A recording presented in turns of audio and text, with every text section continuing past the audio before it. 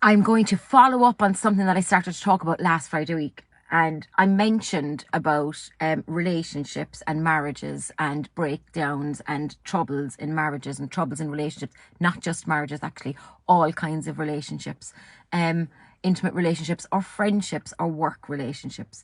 And I want to maybe shine a bit of light on who I'm speaking to. Who are these people? What do you have to do, or where do you have to be in life to fit into this category?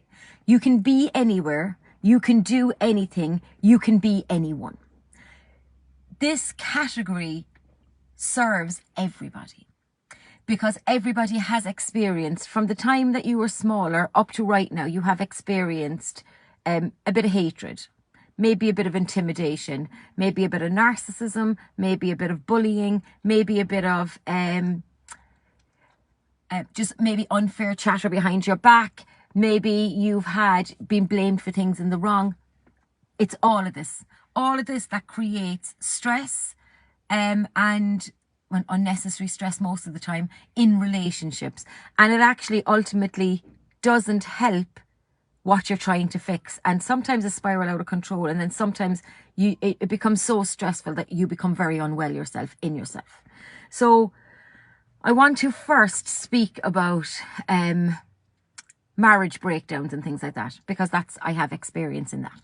I've experienced in an awful lot of it, but I've experienced in that.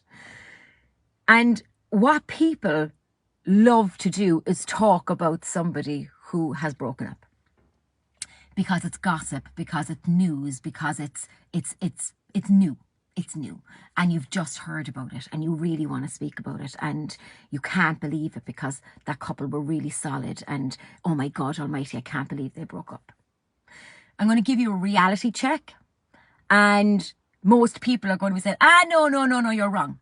I have lived it, and every single other person that I have spoken to that has lived it has lived the exact same journey through very, very different circumstances, very similar feelings, very similar outcomes, and it's everybody else outside of that space that really has no clue what's going on.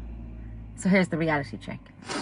The day that you find out about somebody breaking up is not the day they had problems. This isn't the day where your judgment is needed. This is just the day the public find out. This has been going on for at least 2 years. 2 years behind closed doors. You weren't there to wipe tears. You weren't there to give advice. You weren't there to hold somebody up when they were at their lowest. You weren't there to give clarity. You weren't there through the fights, the discussions, the name calling, you weren't there. But today, you may have found out that news. And today you feel that your opinion is very valuable. It isn't at all. Nobody needs your opinion because you weren't there. Now, if you're only finding out today, and I'm only saying today because I just want to make it a bit clearer.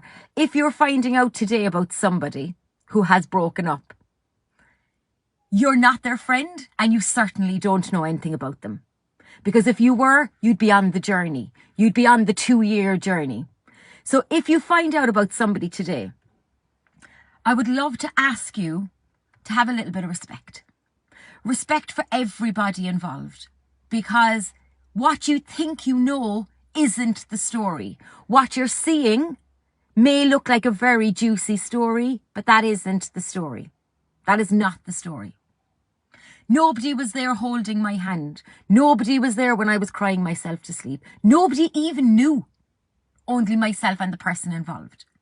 Nobody knew. Nobody knew the struggle. Nobody knew the loneliness. Nobody knew the hurt. Nobody knew the journey. So if you're finding out today, the likelihood is you're not their friend. Doesn't matter if you know them very well. You could know them very, very well. You're not their friend because you don't know the story. You haven't been on the 2-year journey. And I'm saying 2 years, some are 3, some are 4. But they're definitely not today. They're definitely not last month. And they're definitely not even a year. It's much, much longer than that because there's a process. The process is trying to fix it, it falls apart. Trying to fix it, it falls apart. Trying to fix it, it falls apart. Trying to fix it, it falls apart. And it repeats and it recycles and it repeats all of the time for a million discussions. We need to do this, we need to do that, trying to find little ways of fixing stuff that are going wrong. If you weren't there for any of that, then you don't know. So please have a bit of respect for people who split up. What you think you know isn't the story at all. And it very rarely is. And especially if there's another person involved and you think, oh my God, that person left that person because of they had an affair with this person. No, nobody leaves because of the affair. It was broken before the affair. I'm not saying it's right. I'm just giving clarity. The affair is the very last point of trying to find something for yourself because you're so broken and you're so lonely and this isn't working. Is it right? No. Is it wrong? That's an opinion. It just is. But again, everybody speaks about the event, everybody speaks about the scandal, everybody speaks about the juicy stuff. But that juicy stuff is somebody's life. And that juicy stuff didn't happen until there was a journey first. And that journey was going on for 2 to 3 years, maybe longer. And you didn't know anything about it. And I don't care who disagrees with me. I have walked the road. I have walked the road with many, many people after I walked the road myself. And I can tell you, I don't care, because you might be the recipient of an affair. You know the story. You know there was trouble. You know things weren't right. People are afraid to move. And when people are afraid to move, this is what happens. And there is absolutely, when you're in the process of trying to fix things, you don't know when that point is that you need to give up. But if it's going on and going on and going on, and you're going this way instead of going this way, you're not getting closer, you're getting further apart. And in between that further apart comes a lot of frustration, a lot of nitpicking, a lot of name calling, a lot of anger. Because you're looking at somebody that once gave you something that they can't give you anymore. Or they're looking at you and you can't give it to them. And that's where the frustration and the anger and the irritation comes in.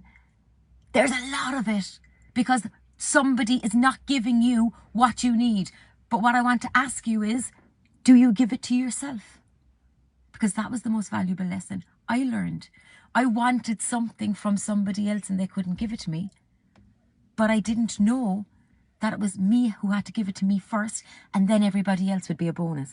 So today's the test. Today's the test. Whoever you hear about today, please be brave enough to say, I don't know anything about that backstory, and I just want to wish them well, send them love, and hope that they can work that out in the best possible way, especially if there's children involved. Be respectful. Be respectful enough that if it comes to your door in the morning, that you would like people to be respectful to you.